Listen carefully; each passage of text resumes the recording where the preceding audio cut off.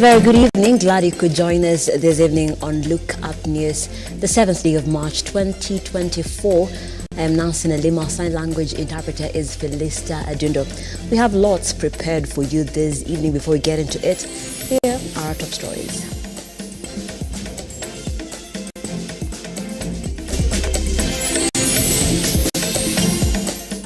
Has refused. Nobody can contradict that. National Police Service Commission wants MPs to initiate the removal of Inspector General Japhet Koome, citing overlapping roles. If a man is a candidate for president in our party, the woman must be the runner. President William RUTO rallies UDA party to fill female running mates in future elections to achieve the 2,000 gender rule.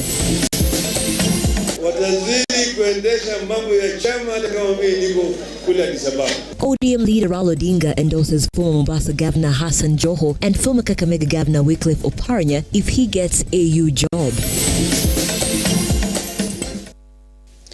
Once more, welcome to the broadcast. The hashtag is Lookup News at Lookuptv on X, Lookuptv on Facebook, and Lookuptv on our YouTube channel. Feel free to engage with us across all our social media platforms. I'll be sampling some of the feedback in the course of this broadcast. Let's begin. National Police Service Commission (NPSC) is now recommending to Parliament to initiate the process of removal of Inspector General of Police Japhet Koome. Appearing before the National Assembly's Committee on Implementation and Oversight Committee, the Commission Chairman Eliud Kinuthia detailed instances where the police boss has allegedly undermined the operations of the police employer. Kinuthia accused Koome of, amongst other things, arbitrary recruitment, promotion of police officers, roles the Commission claimed are constitutionally given to the Commission. Mevin Getembe attended the session and now gives us the story. General has blatantly and constantly failed to comply with the Constitution in the following instances. 1. Transfers. For the second time in recent times, the Inspector General of Police and the National Police Service are at loggerheads with the chairperson of the latter, calling for the outs of the police IG Japhet Koome.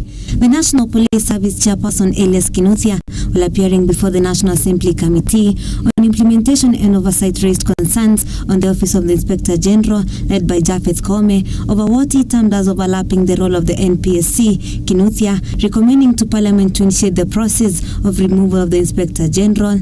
Amend the Constitution Implementation Oversight Committee to further explore the extent to which the violation and lack of compliance cited herein meet the threshold of the ground for removal. I think you want me to edit removal of the Inspector General National Police Service provided in Article 245(7) A, B, C, and D of the Constitution. Koome, however, says his office operates and is under compliance with the Constitution, adding that the Article 245 Clause 4 of the Constitution, the office of the IG shall remain effectively carry out operations independently. Goes further to provide that no person may direct the Inspector General of our beautiful country with respect to, is the Constitution saying that, with respect to investigating any particular offense. Nobody can direct the IG. The committee termed the issues raised as critical state issues, adding that the tussle witnessed between the two offices, if not properly handled, may end up becoming a threat to national security. Kind of response and this kind of discussions should have happened from the word go when we started requesting you to come to this committee. I'm sure even the energy levels that you have reached, because I can read a lot of negative energy amongst yourself, should not have come to this level. So the kind of approach that you have today is humbling. There's been a push and pull witnessed between the Office of the Inspector General Japhet Koome and the National Police Service Commission over issues raised on overlapping roles. The Commission now wanting the removal of the IG from office. Mevin Getembe, Lookuptv, Nairobi. Thank you, Getembe. Now, azimio coalition leader Raila Odinga has endorsed former Mombasa Governor Hassan Joho and ODM party leader Clinches Oparanya to lead the ODM party if he secures the position of the chairperson of the African Union Commission. Speaking during the ODM membership recruitment drive in Wajir County, Odinga emphasized the unity between Azimio and ODM, stating that their commitment towards opposition aspirations. John Mataba with that report. Addressing the residents during the ODM membership registration exercise in Wajir County, Raila nominated former Mombasa Governor Hassan Ali Joho and ODM Deputy Party Leader Clinches Oparanya to lead the party if he assumes the role of the chairperson of the African Union Commission. Chama ambaye iko na msingi mzuri hawezi kusambaratika ati mtu mmoja maenda kando namna hii. Chama sio mtu. Chama ni wanachama na viongozi. Odinga assured Kenyans of continuing his efforts to strengthen the opposition despite concerns about the potential succession disputes as he moves towards the role of the chairperson of the African Union Commission. Lakini chama chetu cha ODM itabaki imara. Na mimi siendi mahali, niko hapa hapa. Naenda, narudi. Naenda, sio. Additionally, Odinga urged Kenyans not to worry about his bid for the chairperson position, pledging to work for the betterment of the Africa and ensuring the well-being of Kenyans. Kwa upande mwingine unasema baba anatoka. Baba anaenda. Baba anaenda wapi? Baba anaenda wapi? Atiza baba ni hapa.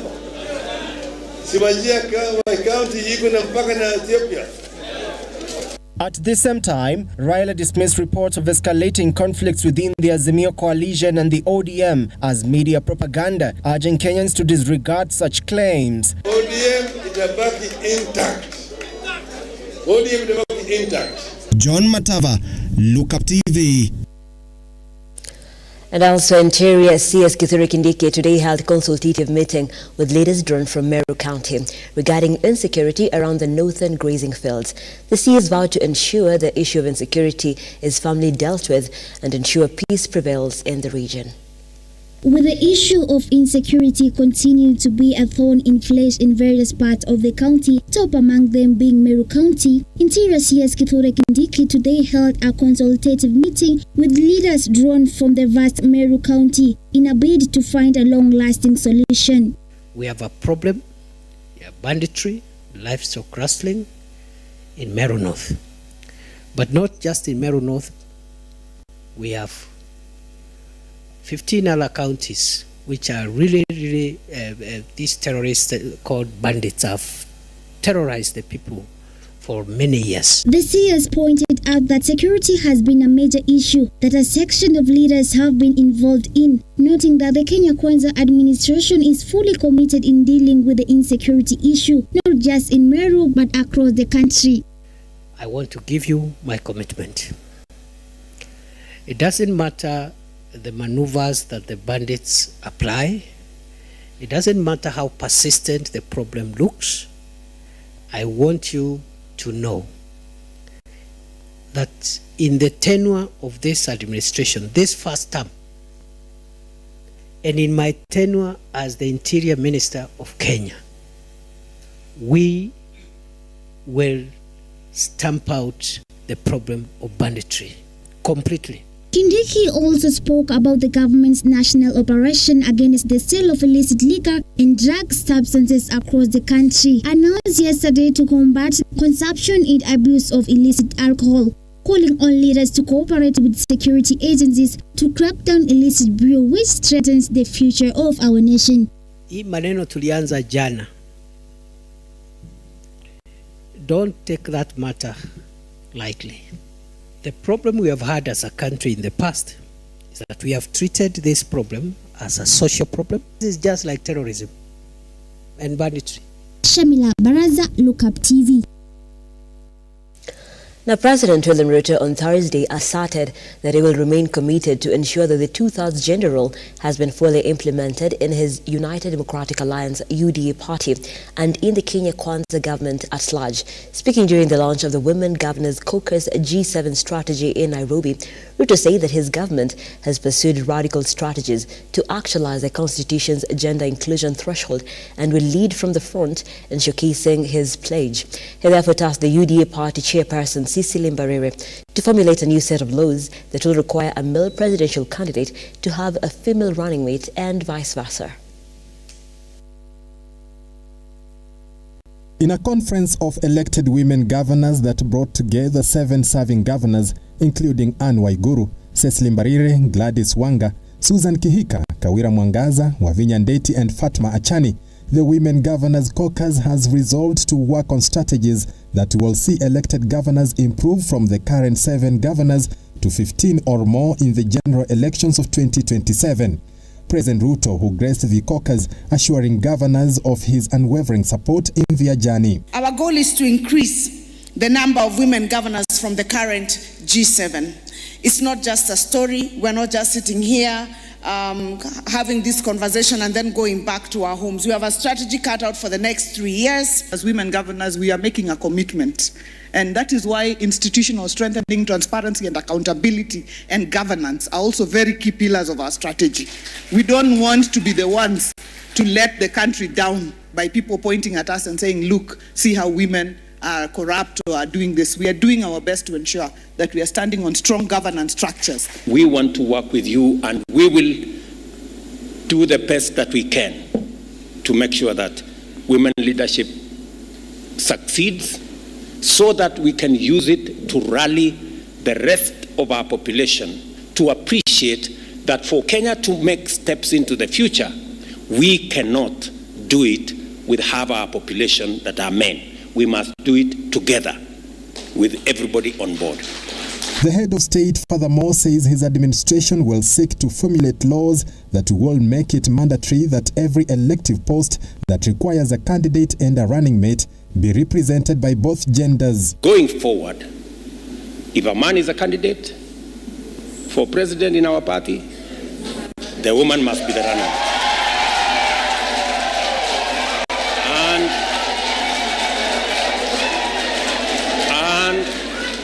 If a woman is the candidate, then a man can be a running mate. Okay? And we must also cascade it down to the governors. President Ruto also used the occasion to urge women leaders and male leaders alike to help the country fight the shame of in concert, all of us, to protect our children, especially from FGM, early marriages, and early pregnancies, because it is destroying the future of many of our children. Henry Tendanyula, Lookuptv. The National Assembly Departmental Committee on Justice and Legal Affairs had its first joint sitting with the Senate Standing Committee on Justice, Legal Affairs and Human Rights to consider the recommendations of the National Dialogue Committee, NADCO. The meeting sought to discuss the proposed amendments to the Constitution and various statutes following the communication issued by Speaker of the National Assembly, Moses Wetangula. Stanley Lugaria now reports. The committee, after an in-house meeting on Thursday to set grounds on how the discussions will be done, revealed sittings will kick off next week on Wednesday as they seek to add input to the recommendations by Azimio's Kalonzo Musyoka and Majority Leader Kimani Ichung'wah-led committee report. We've today settled on Wednesday, coming week at 10 a.m. when we will start work on this, and if need be, if we need more time and if we need more consecutive days, then we can consult the House of Parliament to give us that time and more days when we can meet and conclude what we have been tasked to do. I wish to confirm to you that JLAC of the National Assembly and the corresponding JLAC of the Senate are up to the task. The committee, during the launch of its report on November 26th last year, had recommended several issues including the reconstitution of IEBC, the entrenchment of official officers of the opposition leader and prime cabinet secretary, special funds including the NGCDF, NGAF, Senate oversight and award funds, an increase of duration to listen and determine a presidential petition to 21 days, the government cutting on foreign travels by 50%, reduction of roads fuel levies charges, as well as the enactment of the debatable issue of loyalty or fidelity to political parties. In terms of what we'll be looking at, preliminarily we will also be seeing whether some of the proposals by NATCO need to be processed through other avenues. A lot of statutes, 8 of them actually as we speak have been referred to this committee, 4 to be published by the National Assembly, 4 to be published by the Senate, and the Constitutional Amendment 1 to be published by this committee. The Joint Parliamentary Committee will scrutinize all issues as raised in the report and come up with recommendations before forwarding it to Speaker to effect constitutional changes among other statutes as per the requirements. We've actually not considered the proposals today. We'll be considering them in detail as to what we are going to consider, what our thoughts are likely to be today. But we confirm the 2 options are available, the parliamentary process and the referendum. Stanley Lugaria, Lookuptv, Nairobi. And it's a good time for us to take a very short break here on the program. So much more on the other side. Don't go too far.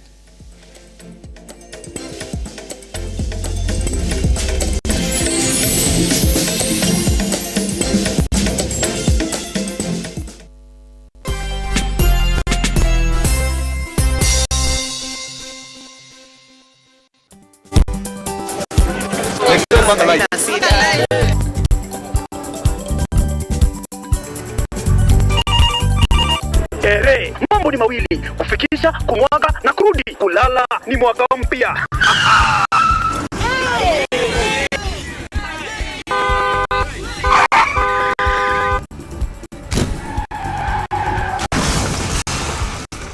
Muka wemse. Ni mbaya. Wewe kwani woni vile dereva anaendesha gari vibaya, lazima tususe. Anaendesha gari na kwa simu the whole time hata analipa barabara.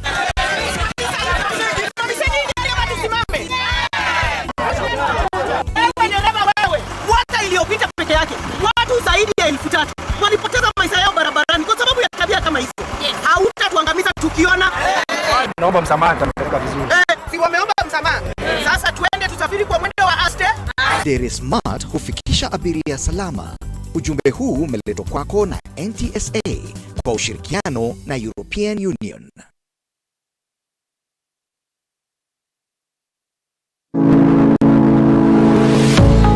University of Nairobi is a distinguished institution of higher learning dedicated to nurturing your intellectual curiosity and pushing the boundaries of knowledge. From state-of-the-art laboratories to modern libraries equipped with the latest resources, we provide you with the tools you need to succeed. Choose from a wide range of programs designed to prepare you for challenges of tomorrow's world. Whether in STEM, humanities, business, or the arts, our strong industry connections and career service support will help you translate your education into meaningful career opportunities upon graduation. Join a vibrant community of scholars from around the world, fostering cultural exchange, collaboration, and lifelong friendships. Book your space now for September intakes. Log in to https://www.uonbi.ac.ke for a wide range of courses to choose from. You can also contact +254 020 491 0000 or email us at pr@ounbi.ac.ke.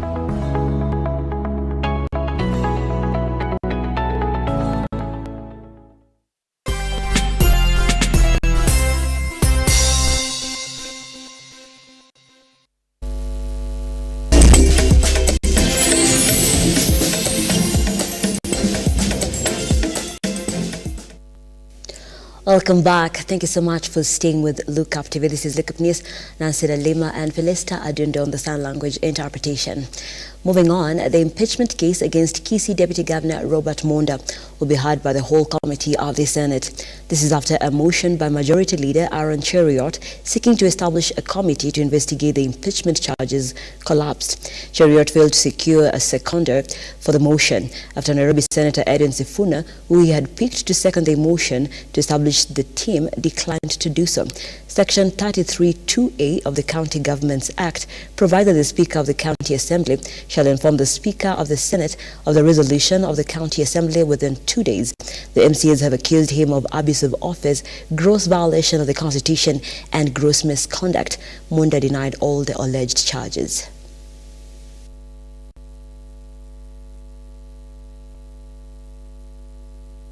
And the Control of Budget has revealed that the Kenya Kwanza administration spent a whopping 70.4 billion shillings on the development during the first 6 months in the 2023-2024 financial year.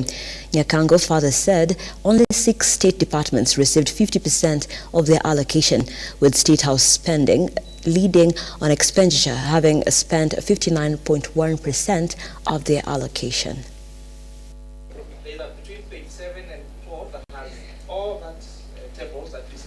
8.6, consisting of 197.41 billion for development, which is 25.2, and 752.92 billion for recurrent. So recurrent here, we are told, took 44.8% of the expenditure. Now, under 2.3.2, we look at the expenditure on development in particular.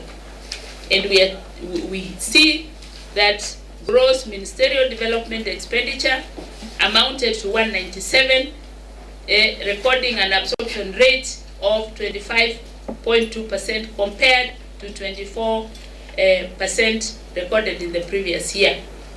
Table 7 shows the MDA's development expenditure for the first 6 months, and this is now what we have on page 16, and page 16 there gives us each of the ministries or state departments and what exactly they were using the money for. The list of, I have the actual percentages of those that got over 50%. The State Department for Internal Security had done 54.1% as of December. The Office of the Registrar of Political Parties, 51.4%. The Office of the Registrar of Political Parties had received 75.4% of their budget by mid-year. 75.4%. The lawyers representing suspects in the Shakahola massacre now want the court to dismiss some of the charges leveled against their clients.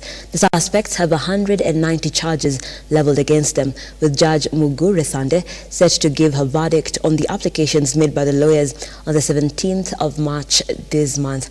Majid Hussein on the corridors of justice.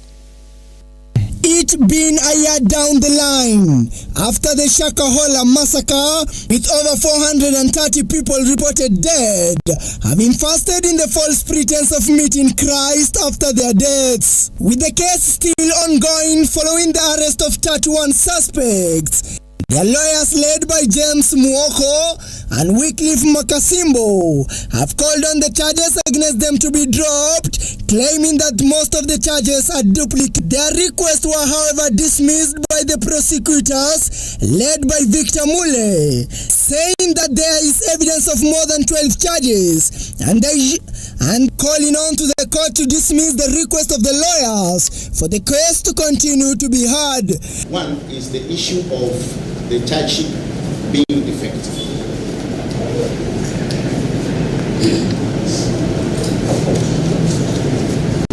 And the two,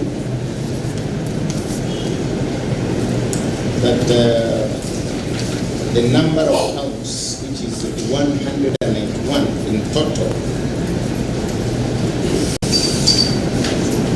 and it's oppressive. That number is oppressive. It is oppressive. The prosecution has also shown the intention of asking the court to issue a judgment against the suspects, asking the court to reduce the duration of the case, claiming that if all the charges are heard, then the case will take longer. High Court Judge Mugure Thande has said that she will give a verdict on the application of the defendants on the 17th. Today's release of the eagerly anticipated results and result slips and certificates mark a significant milestone in the implementation of CBET curricula. These certificates hold immense importance as they represent the inauguration of CBET outcomes, signifying a monumental step in the journey of acquisition of knowledge, skills in various competencies. I'm happy to announce that the Public Service Commission has announced 2,000 vacancies for TVET tutors across the country.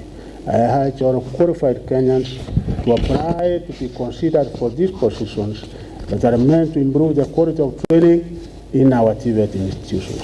Once again, I congratulate all the successful candidates in their remarkable achievements. Your success is a testament of your hard work, determination, and resilience.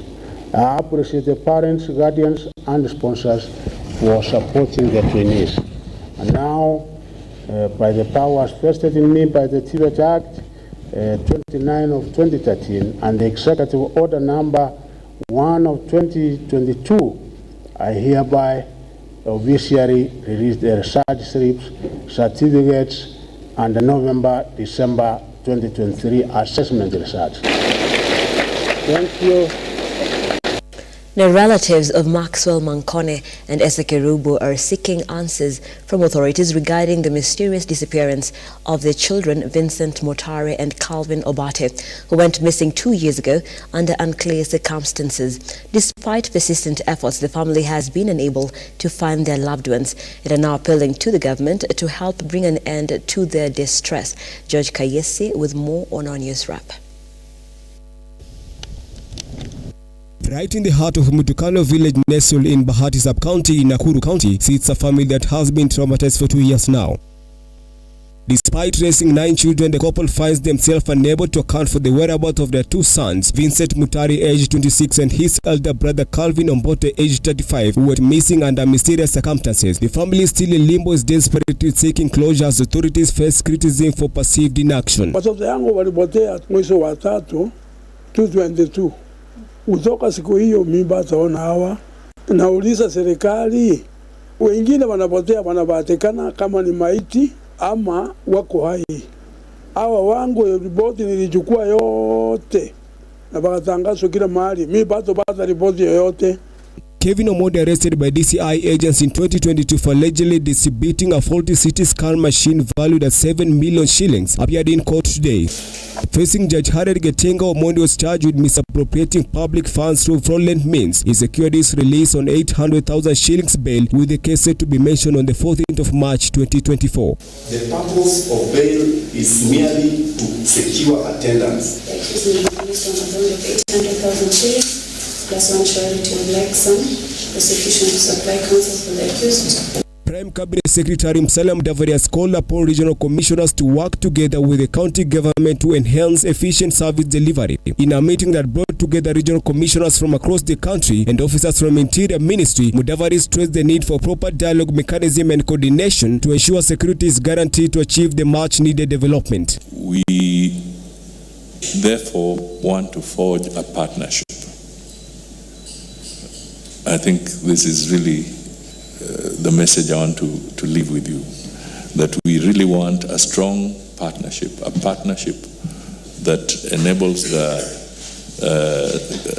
Government Coordination Secretariat and GAO to really pull together as partners and look at the whole of government holistically, particularly up to the grassroots level. Let me thank you also as regional commissioners for being at the center of ensuring that the country is largely peaceful and secure. George Kayesi, Lookuptv.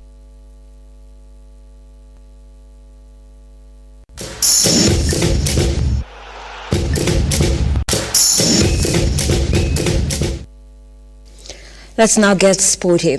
Extreme Sports Chief Executive Officer Hussein Mohammed has generously donated 2 million Kenya shillings in provided balls to clubs which are participating in the National Super League. This was during their 20th anniversary as they seek to explore avenues of collaboration with football clubs across the country. Hussein noted that his company aims to foster the growth of talent among young footballers. Very excited to be here today with the National Super League teams. We have announced as Extreme Sports and some of our friends that we will be supporting this division in terms of monetary support, but also with some equipment, and we've given them balls today. We will continue supporting our grassroots football right from the bottom to the top. KPL can only be strong and KPL can only succeed if we get the foundation right. Today we've given a total donation of 2 million shillings that will go, I'm sure, a long way into supporting some of these clubs that are really struggling. Metropolis football team participating in the Eastern Region Zone A League has received a sponsorship token of 151,000 Kenya shillings from FinCup Credit Company. The team captain Patrick Migwe says that the move will assist the team to move to a higher level. When someone and realize there is a potential in you, unafurahia sinivo. So wameona potential in our team. At least wameona tukipata na we can sell them and still wataweza kutuinua tuende to that level yenye hata sisi tunawish. Kwa players, kwa fans and everyone. It's not all about kucheza peke yake. Kuna insurance. Kuna insurance ziko. So unaweza benefit as a team and you can benefit as an individual. It's still an empowerment and you're so much grateful. And the UEFA Europa League knockout round continues tonight. Milan will play Slavia Praha in Italy. West Ham will travel to Germany to play Freiburg, and Benfica will host Rangers in Portugal before Marseille play Villarreal.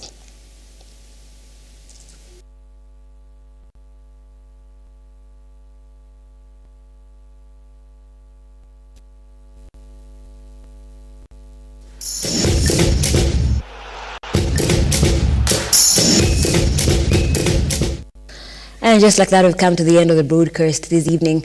We appreciate you so much for watching. Kennedy Jimbasrego across Facebook says, I'm watching live from Likuyani, Kakamega County. And Elizabeth says, watching from Machakas. We appreciate your feedback. And do let us know what we can improve on, what you'd like to be covered. And we're here to serve you. Feel free to continue engaging with us across all our socials. Let's keep these conversations going, and as well to get the latest on what's happening within the country and beyond our borders, www.lookuptv.co.ke. I am Nansina Lima. Our sign language interpreter has been Felista Adundo. Have yourselves a pleasant evening and good night.